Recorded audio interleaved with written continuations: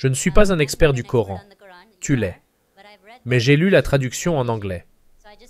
Je veux juste te poser une question sur quelque chose que j'y ai lu. À un endroit, le prophète Muhammad, paix sur lui, est informé.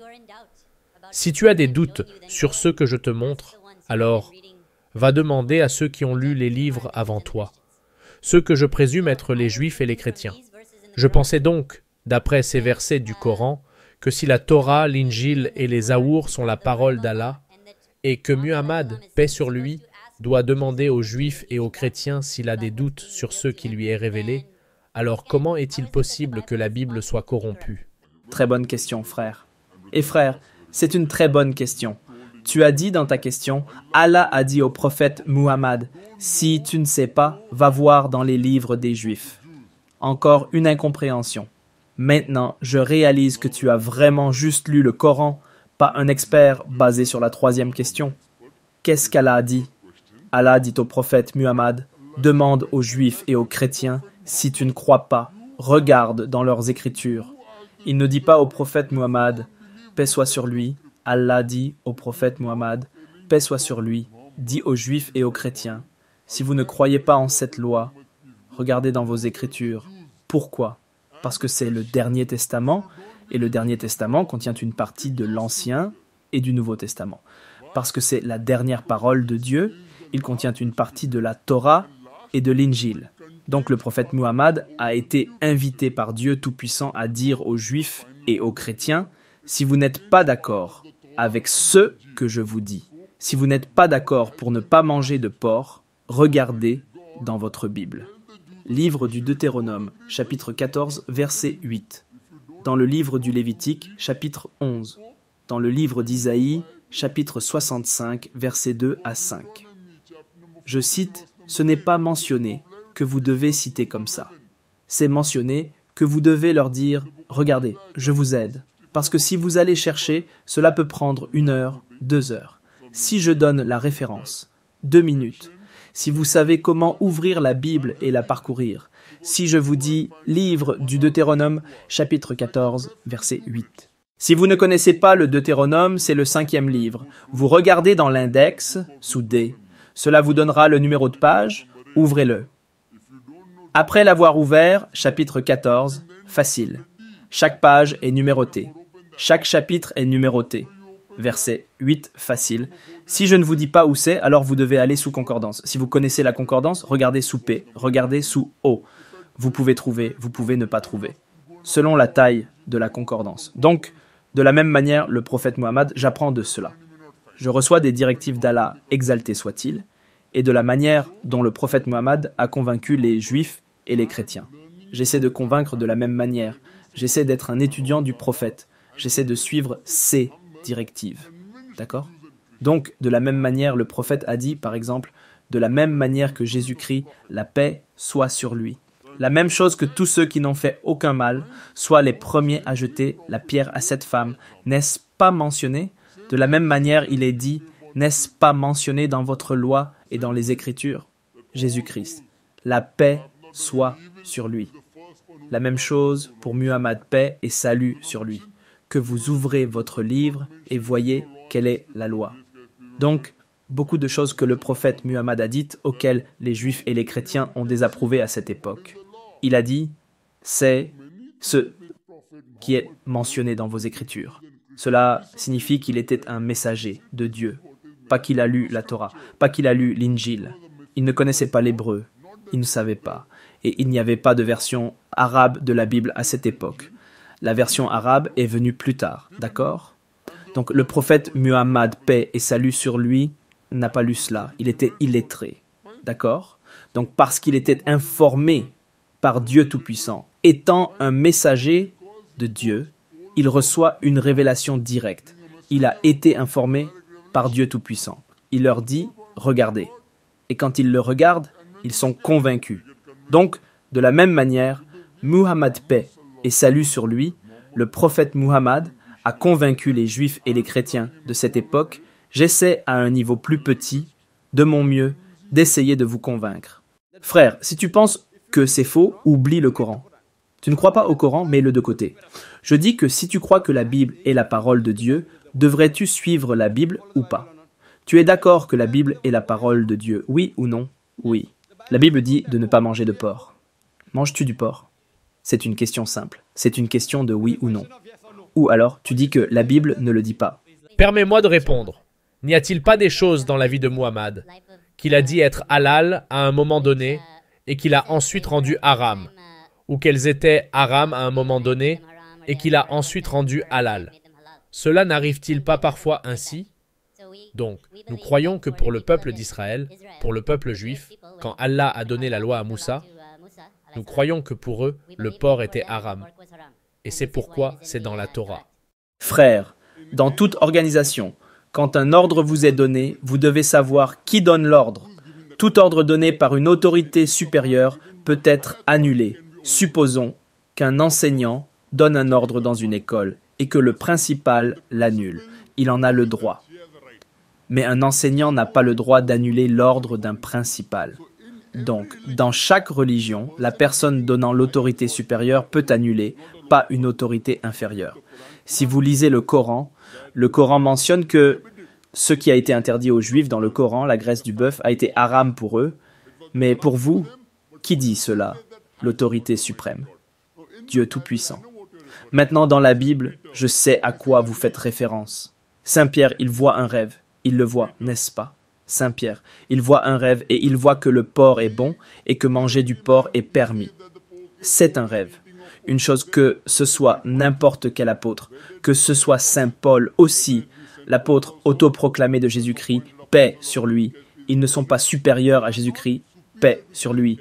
Si Jésus-Christ, paix sur lui, a dit dans l'évangile de Matthieu, chapitre 5, versets 17 à 20, « Ne pensez pas que je suis venu détruire la loi ou les prophètes. Je ne suis pas venu pour détruire, mais pour accomplir. Jusqu'à ce que le ciel et la terre disparaissent, pas un seul point ou trait ne disparaîtra de la loi jusqu'à ce que tout soit accompli. Et quiconque enfreindra l'un des moindres commandements, même le plus petit point ou trait, et enseignera aux hommes à faire de même, n'entrera pas dans le royaume des cieux. Et quiconque respectera les commandements et enseignera de même, entrera dans le royaume des cieux. À moins que votre justice ne dépasse celle des scribes et des pharisiens, vous n'entrerez en aucun cas dans le royaume des cieux. Donc Jésus-Christ, paix sur lui, a dit « Je ne suis pas venu pour détruire la loi ou les prophètes, je suis venu pour accomplir. Pas un seul point ou trait ne disparaîtra jusqu'à ce que la loi complète soit accomplie. Si l'un de vous enfreint une loi, même la plus minime, n'entrera pas dans le royaume des cieux. » Et cela est présent dans la Bible à lettres rouges. Si vous savez ce qu'est la Bible à lettres rouges, êtes-vous au courant de la Bible à lettres rouges? Masha'Allah. Alhamdulillah. Très bien. Que Dieu vous bénisse. La Bible à lettres rouges est une Bible. Pour ceux qui ne savent pas, à lettres rouges signifie ces mots que Jésus-Christ, paix sur lui, a lui-même prononcés.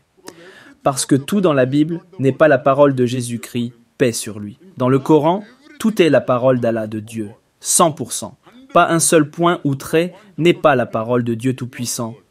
Maintenant, dans la Bible, ce qui est la parole de Dieu, si vous le mettez dans un journal, ce sera moins d'une page. Juste 2 longues colonnes d'un petit pourcentage. C'est présent dans le Nouveau Testament. L'Ancien Testament est nul. Dans le Nouveau Testament aussi, principalement dans les évangiles, et un peu dans les actes, très peu. Donc, si vous analysez, c'est un très petit pourcentage de la Bible complète. Et cette portion est cela. La parole de Jésus-Christ, paix sur lui. Aucune lettre noire ne peut annuler une lettre rouge, parce que la lettre rouge est la parole de Jésus-Christ. La lettre noire est peut-être de quelqu'un d'autre, peut-être un apôtre, peut-être un historien, peut-être AZZ, peut-être une narration. Aucune lettre noire ne peut annuler une lettre rouge. Pourquoi? La lettre rouge est Jésus-Christ. Paix sur lui. À moins que vous considériez Paul, Pierre, Thomas plus haut que Jésus-Christ. Non, donc en islam aussi, nous avons Dieu Tout-Puissant. Nous avons un prophète, paix sur lui. Nous avons nos sahaba, ses compagnons. Comme vous avez des apôtres, nous avons des compagnons. Vous avez les disciples de Jésus-Christ, nous avons les compagnons du prophète Muhammad, paix sur lui. Mais aucun compagnon. Si vous me montrez qu'un compagnon a parlé contre le prophète Muhammad, rejetez cette parole. Prophète Muhammad numéro 1, parmi les êtres humains. Après Allah, prophète Muhammad numéro 1. Puis viennent les sahaba. Donc, il y a une hiérarchie. Aucune parole des Sahaba ne peut annuler la parole du prophète. Jamais. Dans chaque religion, il y a une hiérarchie. La parole de Dieu ne peut être annulée par la parole du messager. La parole des compagnons des messagers ne peut jamais annuler la parole du prophète. Donc, ce que vous citez est de grade inférieur. Que ce soit vrai ou faux, nous en discuterons plus tard. Que ce que vous dites soit vrai ou faux est différent. Mais même si je suis d'accord que c'est vrai, ce que vous dites, c'est une lettre noire. D'accord ? Donc, aucune lettre noire ne peut annuler une lettre rouge. Si vous savez, si vous êtes un érudit de la Bible, vous le saurez. Si vous n'êtes pas un érudit de la Bible, si quelqu'un vous l'a dit, donc c'est qui termine la troisième partie de la question. Maintenant, la question principale reste de votre question précédente, n'est-ce pas ? Je ne veux pas prendre tout le temps. Non, non, je vais vous donner tout le temps. Je vais juste finir. Je vais finir ma réponse et ensuite je reviendrai. Pas de problème. Même si les autres n'ont pas de chance, nous vous la donnerons. Vous êtes notre invité, frère. Vous êtes notre invité. Et nous aimons parler avec vous. Mais laissez-moi finir votre question précédente. Après la troisième question que vous avez posée, n'est-ce pas possible que pendant que vous comparez le Coran, la Bible a raison et le Coran a tort? Vous n'avez pas utilisé le mot Coran, n'est-ce pas? J'ai tort. Vous êtes aussi très humble et j'apprécie cela. Je ne veux pas dire cela. Je sais que vous ne l'avez pas dit.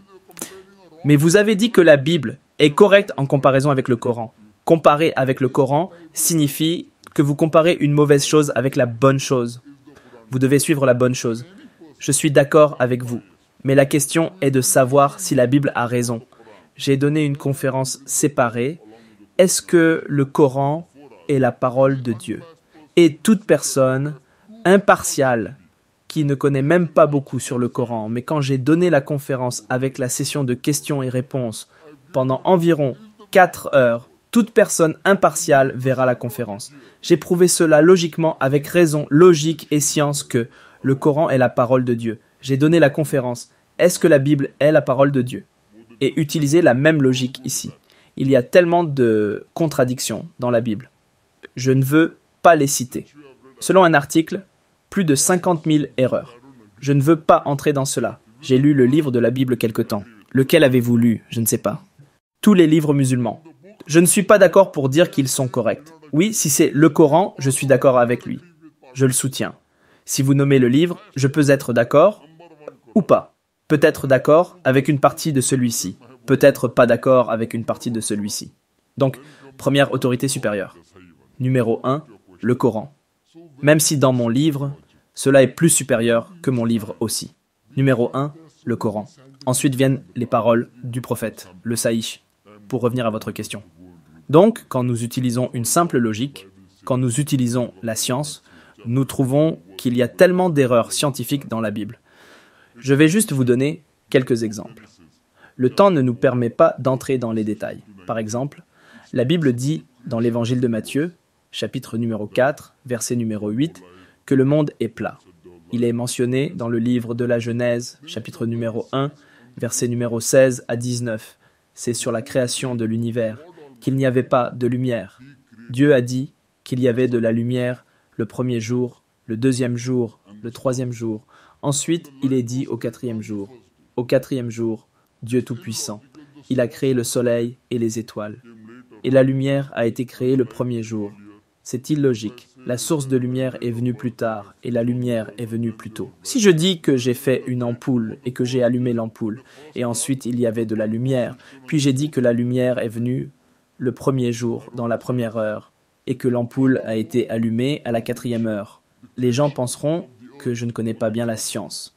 En outre, il est mentionné la création de la terre le 3e jour et la végétation. Et le soleil a été créé le 4e jour. Maintenant, la Terre est une partie du Soleil en science. Bien, dire que la partie a été créée en premier et le Soleil est venu plus tard est non scientifique. De plus, si vous lisez dans le livre de la Genèse, chapitre numéro 1, verset numéro 16 à 19, il est dit que Dieu Tout-Puissant a créé 2 grandes lumières. La plus grande lumière, le Soleil, pour gouverner le jour, et la plus petite lumière, la Lune, pour gouverner la nuit. Et le mot utilisé dans le texte original indique qu'il a sa propre lumière. Le Coran dit, Sourate Furqan, chapitre numéro 25, verset numéro 61, que la lumière du soleil est sa propre lumière, et que la lumière de la lune est une lumière réfléchie. Donc, si un scientifique lit le Coran, si quelqu'un vous l'a dit, il sera d'accord avec le Coran, mais pas avec la Bible. La lumière de la lune n'est pas sa propre lumière. Autrefois, il y a quelques centaines d'années, nous pensions que la lumière de la lune était sa propre lumière. Aujourd'hui, nous savons que la lumière de la lune n'est pas sa propre lumière, mais une lumière réfléchie.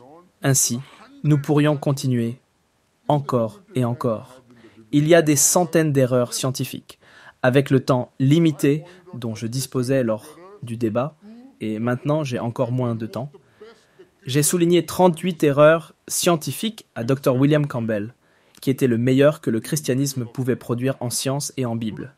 Il est médecin. Il a un doctorat. Je vous dis qu'il est très célèbre, ou plutôt était célèbre. Et beaucoup d'Américains, s'ils veulent piéger un musulman, utilisent ce livre. Ils disent que le Coran contient des erreurs scientifiques, tandis que la Bible n'en contient pas. Et la personne qui n'est pas très versée dans le domaine peut être impressionnée, ou ne pas être en mesure de répondre. J'ai donc dû me rendre à Chicago, aux États-Unis, et j'ai eu un dialogue là-bas. Alhamdulillah, l'aide de Dieu était là. Cela a été très réussi. Et vous pouvez obtenir cette cassette, Inch'Allah. Je vous donnerai une copie de ce débat, ainsi que d'autres éléments sur le christianisme. Donc, je dis que, concernant la Bible, est-il possible que la Bible soit vraie? Cela peut être possible, mais pas si. Donc, vous analysez. Lorsque nous analysons que la Bible contient de nombreuses erreurs mathématiques, si vous additionnez, il y a des erreurs. Les erreurs mathématiques signifient que le même verset est répété 2 fois, et les chiffres sont différents. Contradiction. 2000 bars, 3000 bars, plusieurs, tellement, pas un seul. Beaucoup peuvent être reconsidérés. Je le sais. Si les 10 000 erreurs signalées sur Internet, peut-être que 50%, 80% peuvent être réconciliées, mais beaucoup, des centaines ne peuvent pas l'être. J'ai examiné et ces erreurs, des centaines avec toute votre logique, tout votre sens. J'ai parcouru toute la longueur et la largeur, Masha'Allah. Et je suis allé dans divers pays, j'ai parlé avec des érudits. Je ne suis pas un érudit, je suis un étudiant. Et personne n'a pu réconcilier ces contradictions, ces erreurs scientifiques, ces erreurs historiques. Donc, lorsque nous utilisons toute connaissance que notre Dieu nous a donnée et la mettons à l'épreuve, nous échouons à accepter que la Bible soit la parole de Dieu. Mais lorsque nous mettons le Coran à l'épreuve, nous sommes d'accord. Pour cela, vous devrez consulter ma cassette, Inch'Allah. Maintenant, nous passons à notre prochaine question, frère. Vous êtes le bienvenu. Juste quelques clarifications. Je ne cherche pas à débattre avec vous, mais je ne cherche pas à débattre. J'essaie simplement d'apprendre, tout comme nous essayons tous, d'en apprendre davantage sur Allah. Donc, si je peux apprendre quelque chose de vous, ou si vous pouvez apprendre quelque chose de moi, ce serait merveilleux. Je voudrais juste préciser que, personnellement, je ne mange pas de porc par respect. Mais je pense aussi qu'il y a une raison dans les paroles de Jésus paix sur lui dans la Bible pour laquelle les chrétiens estiment que cela est permis. Ce n'est pas simplement à cause des paroles en lettres noires, mais aussi parce que Jésus paix sur lui a dit qu'il n'y a rien que l'on mette dans sa bouche qui puisse souiller une personne. Ce sont les tendances pécheresses qui sortent de notre propre cœur. Le mal qui est dans notre cœur souille une personne. Et c'est à cause de cette déclaration de Jésus paix sur lui que l'enseignement chrétien considère que certains aliments ont été déclarés purs. Ce n'est pas un aliment que l'on consomme qui souille une personne. Donc, que vous soyez d'accord ou non avec cela, c'est au moins quelque chose dans les paroles de Jésus qui explique pourquoi les chrétiens estiment que, à l'époque de Moïse, Allah avait interdit le porc, mais que Jésus paix sur lui a rendu cela permis pour ses disciples. Je suis d'accord avec vous, frère. Vous ne venez pas pour débattre avec moi et je ne souhaite pas non plus débattre avec vous. Nous sommes en train d'apprendre. Si vous me dites quelque chose qui est contraire à ce que j'ai dit ou à ma compréhension, je suis prêt à changer. Lorsqu'une personne entend la vérité, elle doit l'accepter. Si vous entendez la vérité, si par erreur je dis que 2 plus 2 égale 5 et que vous me dites que 2 plus 2 n'est pas 5, mais 4 et que vous me le prouviez, je vous remercie, frère. Je dirais Jazakallah, qu'Allah vous récompense. Nous devons l'accepter. Mais si je dis que 2 plus 2 est égal à 4 et que quelqu'un dit que c'est 5, alors je dirais que 2 plus 2 est 4, pas 5. C'est une erreur et je le corrigerai. Donc celui qui a raison, nous devons être d'accord. Maintenant, pour répondre à votre question, un très bon argument est que dans les paroles de Jésus, il a dit que ce qui entre dans la bouche ne souille pas, mais c'est ce qui est dans le cœur. Je suis d'accord avec vous pour l'argument.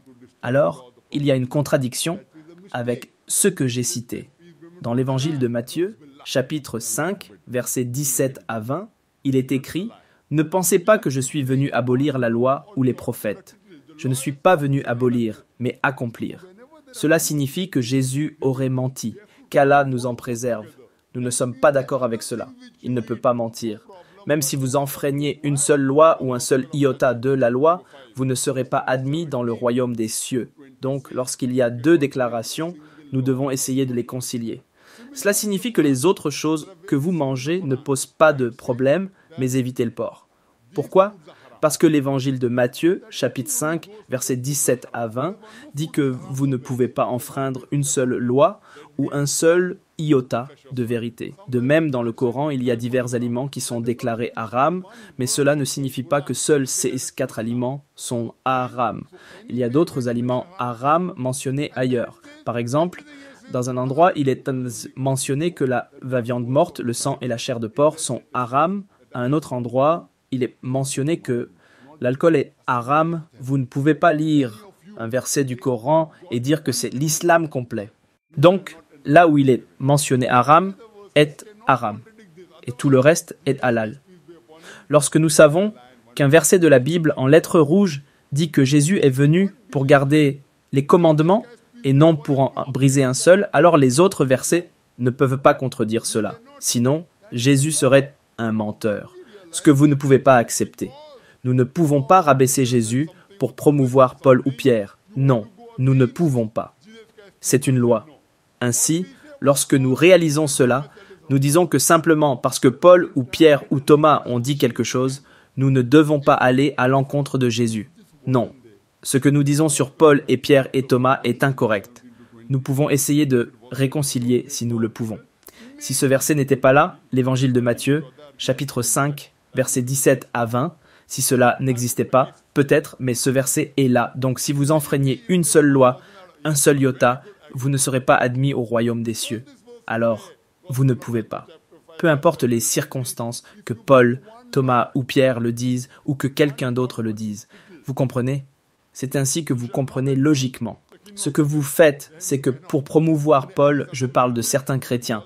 Lorsque je dis « vous », cela signifie les chrétiens. Pour promouvoir un des apôtres, vous rabaissez Jésus-Christ, ce qui est interdit, ce que je ne peux pas accepter. Donc, c'est ainsi que vous étudiez. Comment vous faites une étude comparative. Sur la base de l'étude comparative, ce que nous disons, c'est que si un chrétien est une personne qui suit les enseignements de Jésus-Christ, paix soit sur lui, alors nous, musulmans, sommes plus chrétiens que les chrétiens eux-mêmes. Si vous ne mangez pas de porc, je vous félicite. Peut-être qu'après être sorti de cet auditorium, si vous buvez de l'alcool, vous arrêterez de boire de l'alcool. Si vous adorez Jésus-Christ, paix soit sur lui, peut-être qu'après avoir quitté cet auditorium, vous cesserez de l'adorer comme Dieu. Nous prions le Tout-Puissant pour nous guider, vous et moi. Je suis très heureux que, avant d'entrer dans cet auditorium, vous ne mangiez pas de porc. Peut-être qu'après avoir entendu mon discours, vous arrêterez de boire de l'alcool. Si vous adorez Jésus-Christ, paix soit sur lui, après avoir quitté cet auditorium, vous ne l'adorerez plus. Parce que j'ai fourni une preuve, où vous pouvez aller dans votre salle d'études ou à la bibliothèque et vérifier les références, puis découvrir que ce jeune homme que vous avez vu, un garçon maigre avec des lunettes et un petit chapeau, a dit est juste. À partir de maintenant, je cesserai d'adorer Jésus-Christ, mais je le respecterai encore, je l'aimerai encore, je le révérerai encore, je lirai ma Bible et découvrirai qu'un autre prophète viendra. Son nom est le prophète Muhammad. Paix soit sur lui. Je lirai ce livre et vous et moi, nous nous rapprocherons de la vérité. Nous prions le Tout-Puissant pour nous guider, vous et moi. J'espère que cela répond à la question.